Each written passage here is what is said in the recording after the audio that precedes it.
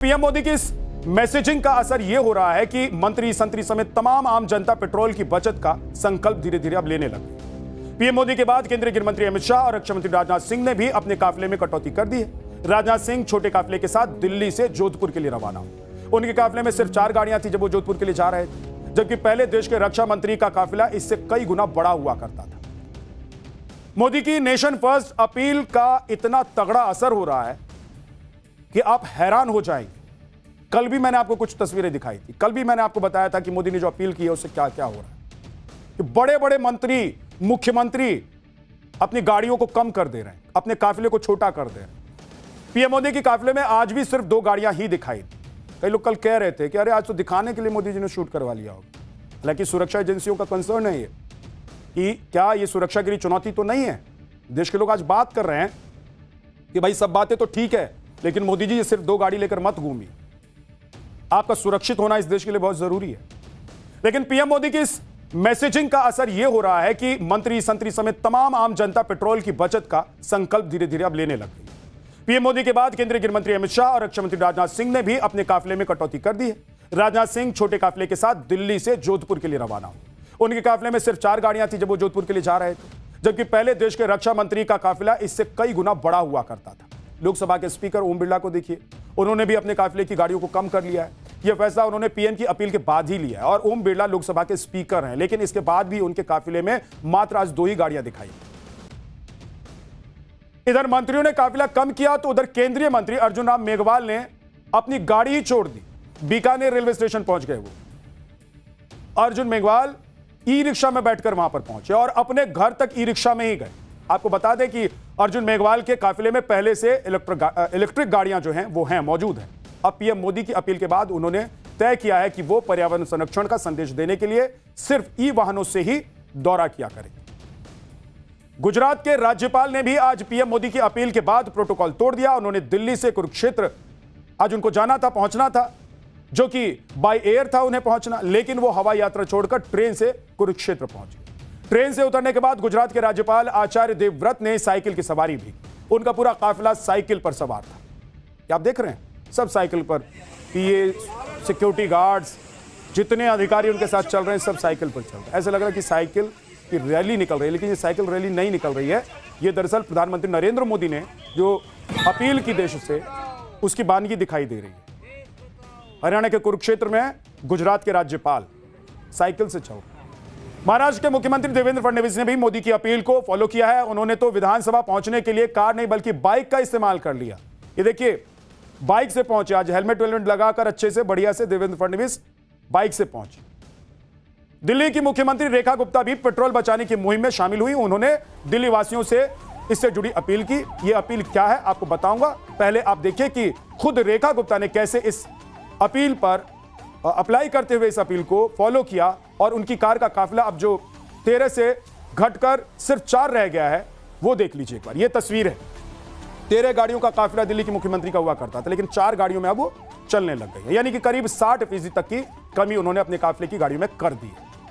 दिल्ली सरकार ने आज पीएम मोदी की अपील के बाद कई बड़े फैसले किए। सीएम रेखा गुप्ता ने मीटिंग में फैसला किया कि सरकारी कर्मचारी 2 दिन वर्क फ्रॉम होम करेंगे। दिल्ली सरकार अगले 6 महीने नई गाड़ी नहीं खरीदेगी। सीएम, मंत्री और अधिकारी हर सोमवार को मेट्रो से दफ्तर जाया करेंगे। दिल्ली सरकार के अधिकारियों के तेल खर्च में 20% कटौती की जाएगी। 50% सरकारी मीटिंग अब ऑनलाइन ही होगी। सीएम काफिले की गाड़ियां 14 थी, जो 13 से 14 हुआ करती थी, उसे घटाकर 4 कर दी गई है। मंत्रियों अधिकारियों के दौरे रद्द कर दिए गए हैं। विदेश यात्राओं पर रोक लगा दी गई है। अगले 3 महीने तक दिल्ली सरकार कोई भी बड़ा इवेंट नहीं करने वाली है। 15 मई से मेरा भारत मेरा योगदान अभियान भी शुरू किया जाएगा दिल्ली सरकार की तरफ से। सरकारी दफ्तरों में एसी को 24 से 26 डिग्री पर सेट किया जाएगा, क्योंकि आपको पता है कि 24 से 26 डिग्री पर अगर आप एसी को सेट कर लेते हैं तो आपका जो बिल है वो आधा हो जाता है। मॉल्स में मेड इन इंडिया कॉर्नर बनाया जाएगा। दिल्ली सरकार सिर्फ मेड इन इंडिया के जो प्रोडक्ट्स है उसको ही प्राथमिकता देगी। सरकारी स्कूलों के साथ होने वाली बैठक ऑनलाइन होगी। प्राइवेट संस्थानों से भी 2 दिन वर्क फ्रॉम होम के लिए कहा गया है दिल्ली सरकार की तरफ से। कोर्ट और यूनिवर्सिटी से ऑनलाइन सिस्टम अपनाने की अपील की गई है।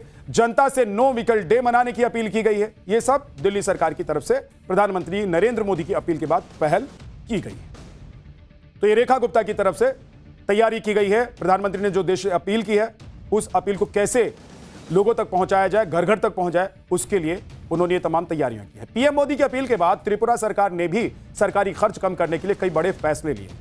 त्रिपुरा सरकार ने कर्मचारियों के लिए 50% वर्क फ्रॉम होम लागू कर दिया है। यह नियम ग्रुप सी और ग्रुप डी कर्मचारियों के लिए लागू किया गया है। त्रिपुरा सरकार ने संस्थाओं से भी वर्क फ्रॉम होम अपनाने की अपील की। वहीं चंडीगढ़ के अधिकारी भी बुधवार को सरकारी गाड़ियों का इस्तेमाल नहीं करेंगे। पेट्रोल की खपत को कम करने के लिए चंडीगढ़ प्रशासन ने एक बड़ा फैसला ले लिया। अभी 2 दिन पहले बिहार के मुख्यमंत्री सम्राट चौधरी अपने काफिले को लेकर खूब चर्चा में थे।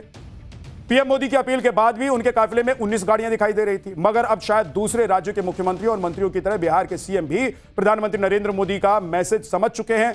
तो आप देखिए कि आज उनके काफिले में सिर्फ 3 गाड़ियां दिखाई, यानी कि 19 से सीधे 3 गाड़ी पर आ गए। गजब है, शानदार, इसे बोलते हैं एकदम आसमान से जमीन पर आना।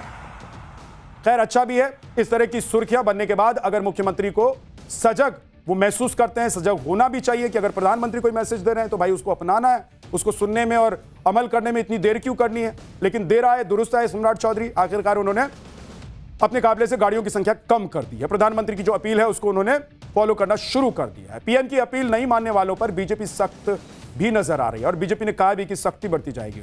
मध्य प्रदेश के भिंड के किसान मोर्चा के नए जिला अध्यक्ष सज्जन सिंह यादव हैं 100 से ज्यादा गाड़ियों के काफिले लेकर पहुंच गए थे। इस दौरान एक गाड़ी में तो डीजे भी लगा हुआ था। मतलब आप सोचिए कि प्रधानमंत्री कह रहे हैं कि डीजल बचाइए, पेट्रोल बचाइए, ईंधन ज्यादा खर्च मत कीजिए, और इधर देखिए, मतलब देश में गजब गजब लोग हैं।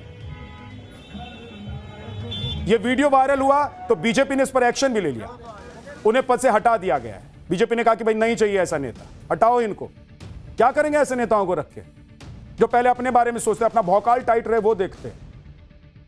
भाई जनता के बारे में सोचिए। जो प्रधानमंत्री जनता के बारे में सोच रहे हैं, आगे संकट हो जाए, कोई कैसी परिस्थिति आ जाए, उससे निपटने के लिए पहले तैयारी चल रही है और इनको अपना भौकाल टाइट रखना है। भाई गजबे गजबे लोग हैं। पीएम ने पेट्रोल बचाने की अपील इसलिए की है ताकि दाम स्थिर रहे और लोगों को आने वाले दिनों में परेशानी ना हो।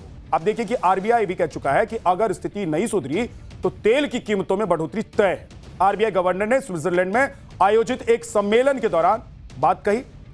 उन्होंने कहा कि सरकार अभी तक ईंधन की कीमतों को नियंत्रण में रखे हुए है और उसकी कोशिश भी की जा रही है, लेकिन हालात ज्यादा बिगड़ने पर आम लोगों पर इसका असर पड़ सकता है। भारत तेल, गैस और फर्टिलाइजर के लिए काफी हद तक दूसरे देशों पर निर्भर है।